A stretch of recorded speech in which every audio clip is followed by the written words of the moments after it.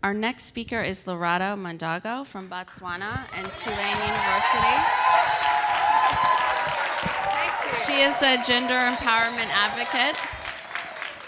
Lorato, welcome. Thank you very much. Hello, everyone.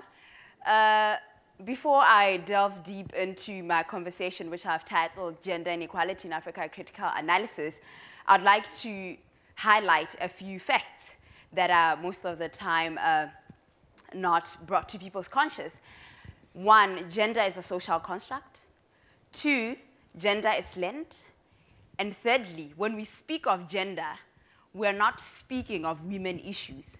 We're speaking about men and women issues, men and women as collaborative partners in the development of humanity.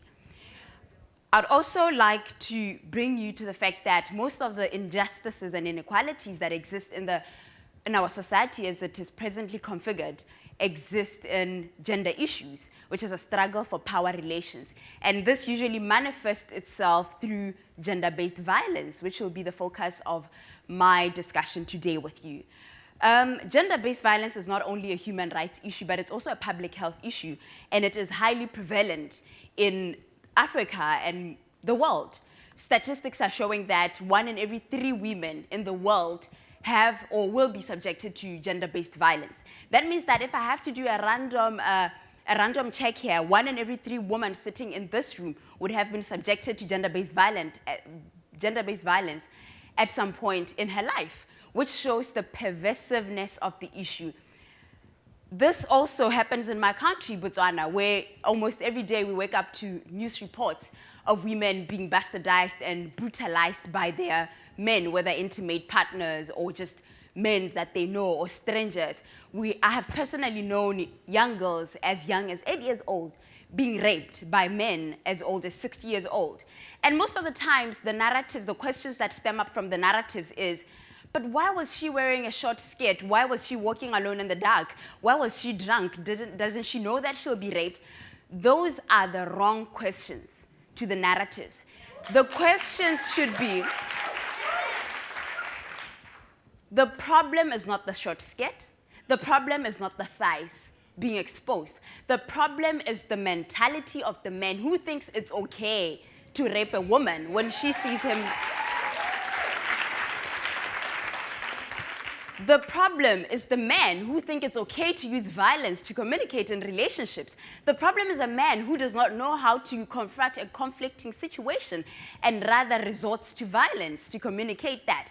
Now, the question to the room is, where do our men learn this behavior?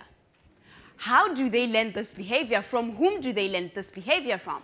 In any society, any behavior that exists in that particular society is a mirror and a reflection of what that society romanticizes and normalizes. So that means that we are responsible for how our men behave towards their men. We are responsible either directly or indirectly, consciously or unconsciously, and now it's our responsibility to make our men unlearn this behavior. Now, I'm calling out to I'd like to believe that progressive men leaders here, go back to your countries and start mentorship programs. Teach your brothers, your little brothers, how to treat women. Treat them that violence is not the way to solve problems in conflicting relationships. Teach them that it's okay to be weak, to be vulnerable. Show them that patriarchy, in as much as men are perpetrators in this patriarchy, they are also victims of patriarchy. The reason why you'd never hear about men being brutalized by their women, which happens obviously, is because the men cannot talk about it. Patriarchy shames them because patriarchy says, no, you can't talk about your feelings when you are a man. No, use violence. So do you see now how we are now actively involved in how our men treat our women? So how do we talk about Africa developing as a continent if our families are in a deteriorating status as a family unit? How do we talk about strong African men and strong African women sitting in the upper echelons of power if in our families the men are absent? Where do our sons learn the behaviors of being a true African man if their fathers are gone and the mothers only doing the job? So this is a call out to all of us here to go back to our home and dig deep and look at how we socialize our children, both boys and girls. We need them to work collaboratively together as partners in order to move Africa forward. Thank you.